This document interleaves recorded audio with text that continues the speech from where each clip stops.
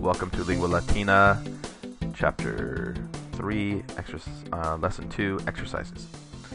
So here we have practice with verbs on exercise number 3. Over on the right, we have 3 different endings for what we call the third person singular present active indicative. All that means is present tense, and third person means he, she, or it, or just a singular subject doing the action. Notice you have 3 different kinds of endings. You haven't learned this yet, but you'll learn that there in Latin are 4 conjugations. So there will be 4 different kinds of verbs which will get these kinds of endings. So you need to pay close attention to your verbs as you're reading. Pay attention to the endings that you see on them. That'll indicate which conjugation they belong to. And it just changes the letter before the T here. So it's usually just going to be what we call a stem vowel change. So we have Julia, and from our careful reading, we can hopefully remember that, of these choices, is it cantat, cantet, or contit? This is one reason why you should definitely read the section out loud, because it reinforces in your mind those endings, and you will begin to hear the sound and know, based on your reading and when your auditory memory, what that ending is. So here we know that it is Julia cantat, and et Marcus eam pulsat. I'm not sure if I mentioned this in the translation, that eam is her, and Marcus punches her from a pronoun is, ea, id, he, she, and it. So this is the accusative singular, punches her.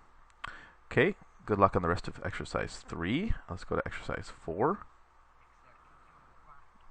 Vocab, again, we have on the right here, audit, cur, dormit, etc. Audit hears, cur, why, dormit sleeps, etc. So on the left here, Aemilia quintum blank, quis me vocat. From our close reading, we know that Aemilia interrogats, right? She asks Quintus, who is calling me? Let's go on to exercise 5. Cur Marcus Juliam pulsat. Remember to read these out loud as you do them as well. This just reinforces the translation you've done, and also practice translating them. Even though it doesn't ask for a translation, you should understand what is being said.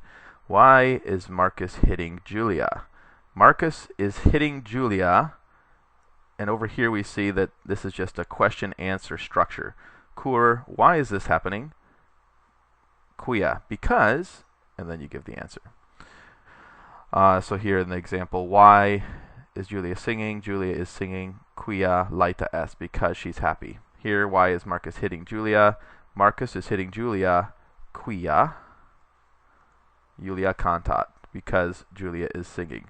And so as you go through, don't just be typing in quia, but actually read the sentence, translate it, get practice. This is how you're going to build your Latin skills. So let's go to exercise 6, which is now Lectio 3. So we've gone too far. Lectio tertia.